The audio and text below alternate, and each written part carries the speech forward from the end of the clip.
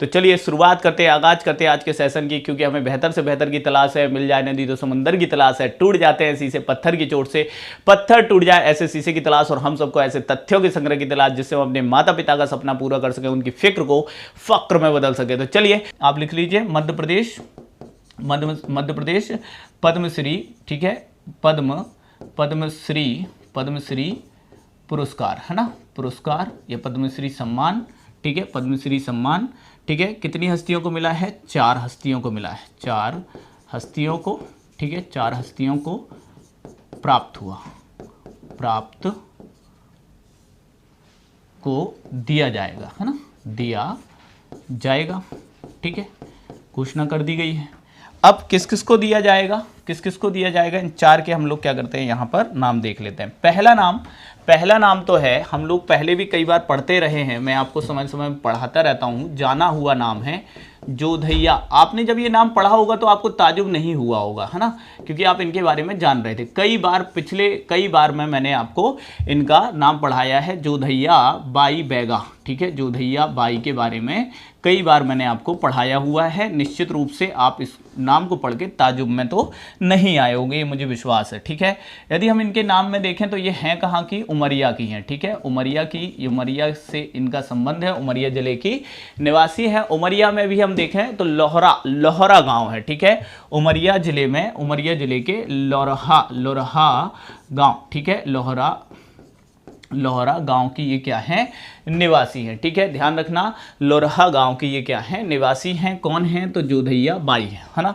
अब देखो ये किससे संबंधित हैं? तो ये बैगा चित्रकला से, बैगा चित्रकला से ये संबंधित हैं, बैगा चित्रकला से संबंधित हैं, बैगा चित्रकला से। इनके चित्रों को ना इटली में भी प्रदर्शित किया गया था, ठीक है, 2019-20 में इटली में इनके चित्रों की प्रदर्शनी लगी थी, ठीक है। ये चीज, ये एक पॉइंट ये ध्यान रखना है। अगेन इंपॉर्टेंट पॉइंट इनके संबंध में कि इन्हें नारी शक्ति, ठीक है, ध्यान दीजिएगा, मैंने काफी पढ़ाया था आपको, नारी शक्ति सम्मान 2022 का नारी शक्ति सम्मान भी दिया गया था। रामनाथ कोविंद जी ने इन्हें यह सम्मान दिया था, ठीक है, रामनाथ कोविंद जी ने इन्हें यह सम्मान दिया था, नारी शक्ति सम्मान। और इस बार इन्हें क्या दिया जा रहा है? पद्मश्री दिया जा रहा है, पद्मश्री किस क्षेत्र में दिया जा रहा है? तो पद्मश्री 2023 से इन्हें सम्मानित किया जा रहा है। किसके लिए? कला के लिए। कौन सी कला? तो बैगा चित्रकला। किस जनजाति से संबंधित है? देखो लास्ट टाइम भी एमपीपीएससी प्री हुआ, उसमें भी आपके पद्मश्री सम्मान से पूछा गया था।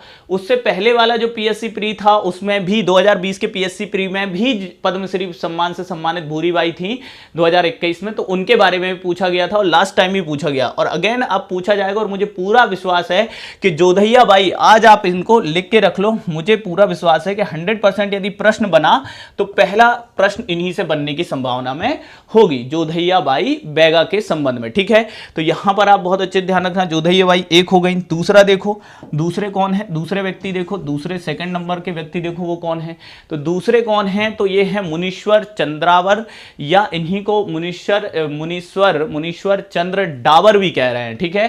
तो मुनीश्वर, ठीक है, मुनीश्वर चंदावर, ठीक है, या फिर इन्हें ही क्या कह रहे हैं? डाबर, है ना, डाबर, डॉक्टर डाबर के नाम से भी इन्हें जाना जाता है। डॉक्टर डाबर के नाम से ये क्या है? प्रसिद्ध हैं।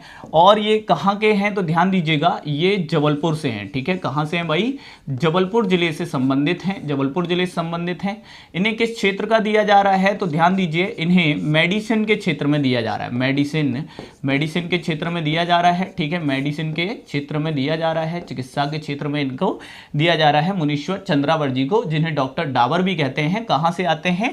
जबलपुर से आते हैं मुनीश्वर चंद्रावर, ठीक है। अच्छा, इसमें जोधैया बाई बैगा जी की उम्र की यदि बात करेंगे तो 83 वर्ष की हैं। कितने वर्ष की हैं? 83 वर्ष की हैं जोधैया बाई बैगा जी, ठीक है। मुनीश्वर चंद्रावर जी, इन्हें मेडिसिन के लिए दिया जा रहा है। कहाँ से हैं? डॉक्टर डाबर के नाम से प्रसिद्ध हैं। जबलपुर में महानद्दा है, शायद वहां पर कहीं ये बैठते हैं, इनका क्लिनिक है, अभी भी ये करते हैं। 20 रुपए, या पहले 10 रुपए था, अब शायद 20 रुपए की पर्ची लेके ये इलाज करते हैं प्रॉपर तरीके से, ठीक है ना। हाँ 20 रुपये फीस है इनकी, हाँ ये वही है मुनीश्वर चंद्रावत डॉक्टर डाबर, है ना। मुझे मतलब मेरे फ्रेंड्स गए हुए हैं, लेकिन कभी मैं इनकी क्लिनिक तो नहीं गया, हाँ लेकिन मैं भी थोड़ा सा ऐसे जानता हूँ पहले से कि डॉक्टर डाबर हैं जबलपुर में, है ना। अब इसके बाद दो मतलब युगल हैं जिनमें दो लोग हैं, रमेश पवार और शांति परमार, है ना।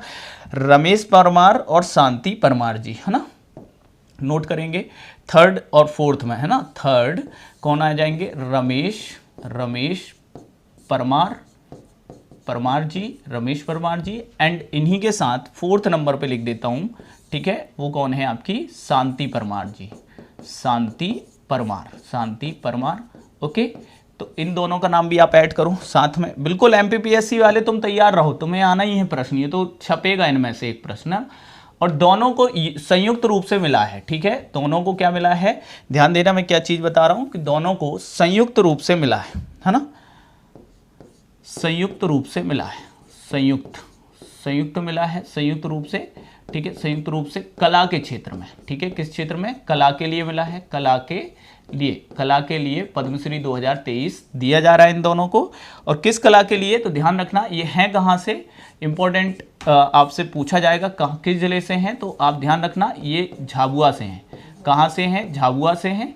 एंड किस कला के लिए, तो गुड़िया शिल्प के लिए, किसके लिए, गुड़िया शिल्प के लिए, ठीक है, गुड़िया शिल्प के लिए इन्हें यह पुरस्कार दिया जा रहा है, ठीक है। तो रमेश परमार और शांति परमार हैं, ठीक है, परमार हैं दोनों, और कहाँ से आते हैं, झाबुआ से, गुड़िया शिल्प के लिए इन्हें दिया जा रहा है। तो आप ये लीजिए भाई, इसका स्क्रीनशॉट ले लो और चारों के नाम के साथ आप इन्हें क्या रखोगे, बहुत अच्छे से याद रखोगे।